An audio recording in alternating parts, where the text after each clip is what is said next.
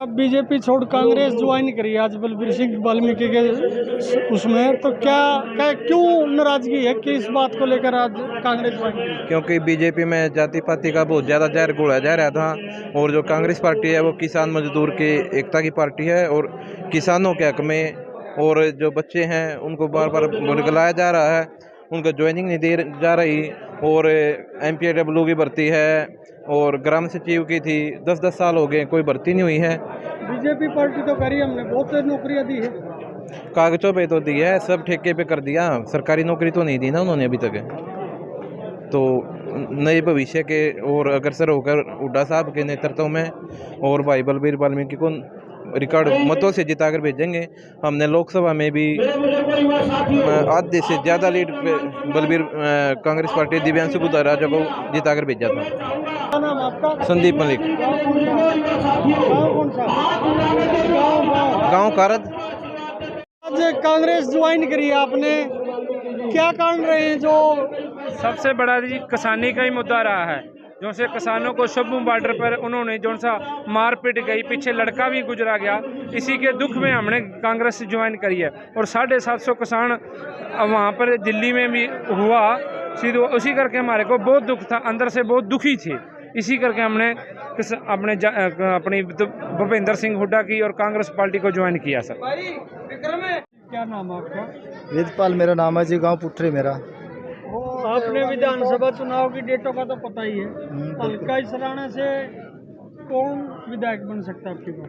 अब की बार बलबीर वाल्मीकि बनेगा, बहुत ज़्यादा मतों से, पिछले से भी दुगनी वोटों से जीतेगा।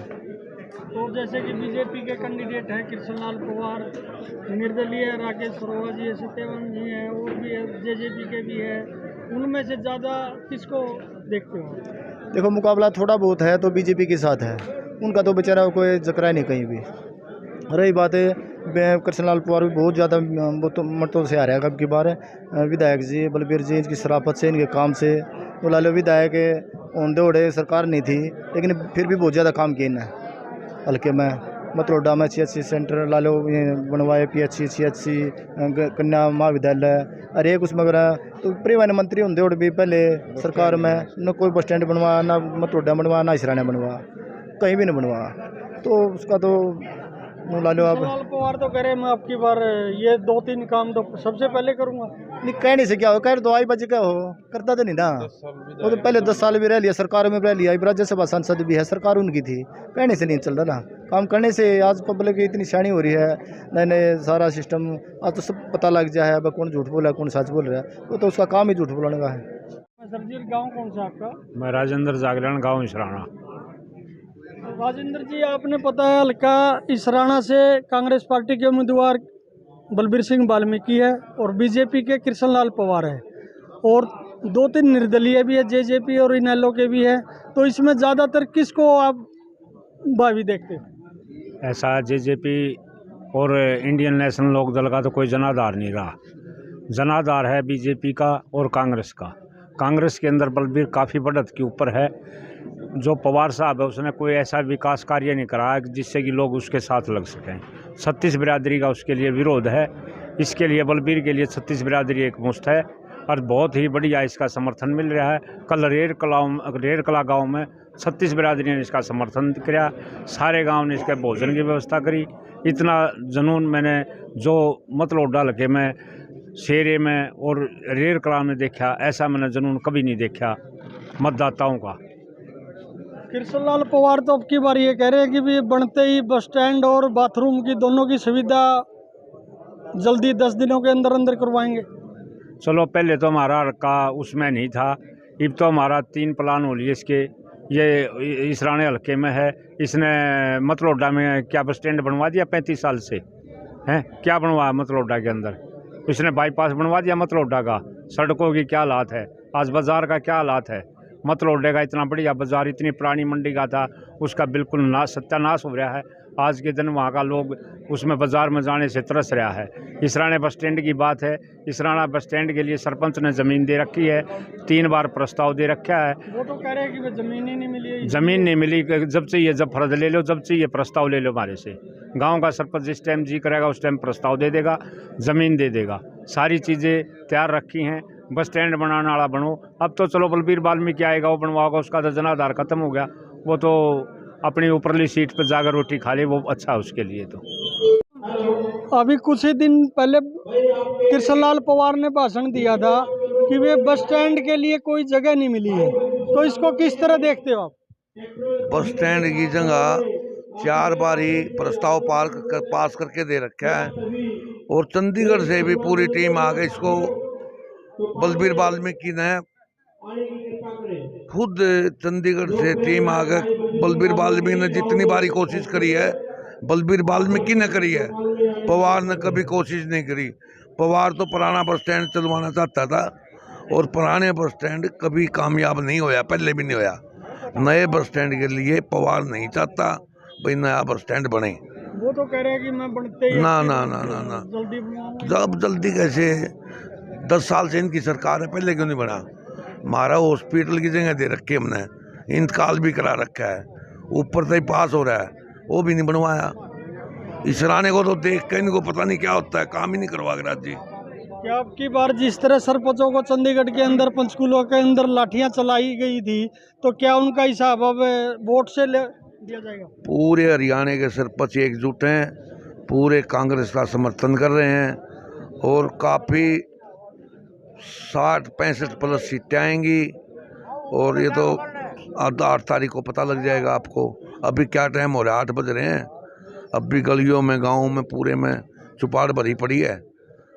और अभी बलबीर वाल्मीकि आएगा, उसका काफिला देख लेना, पूरा गांव बैठा है यहाँ।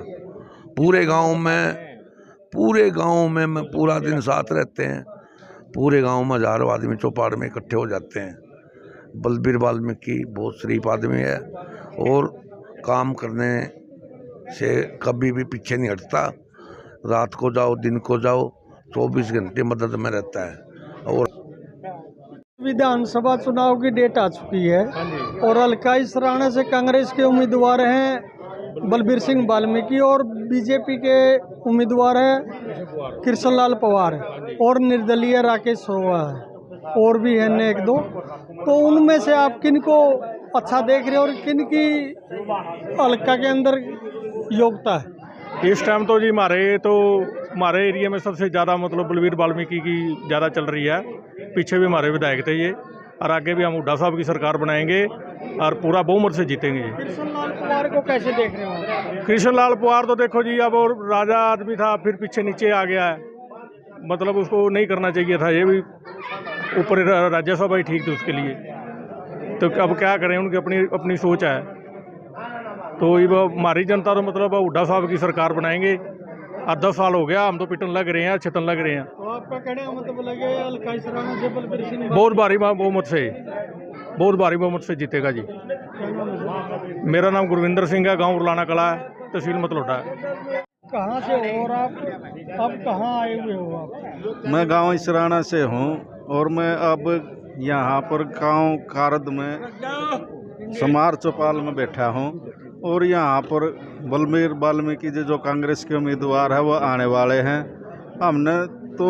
हमारे तो गांव में जो कृष्ण पवार है, इन्होंने बिल्कुल कुछ काम भी नहीं किया।